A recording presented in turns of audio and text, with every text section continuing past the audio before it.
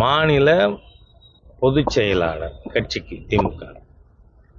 அவர் சொல்கிறாரு, வடக்கத்திக்காரனெல்லாம் ஒரு பொம்பளை 5 புருஷன் கட்டிப்பா, 10 புருஷன் கட்டிப்பா.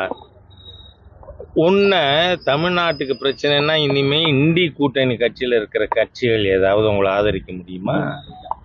என்ன அருவருக்கத்தக்க பேச்சு. சரி, இன்னொரு வன்முறைவாதி இருக்கான் மாநிலத்தில் அமைச்சரா, பேர் என்ன, தாமோ அன்பரசன்.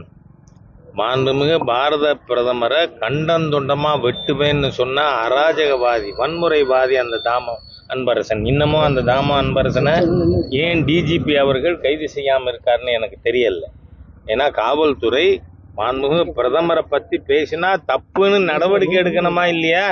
அதுவே செய்யலை. அதனால அந்த வன்முறைவாதி என்ன சொல்கிறான், வடக்க இருக்கவங்களாம் பன்னி மாதிரி குட்டி போட்டுக்கிட்டே இருப்பான்னு.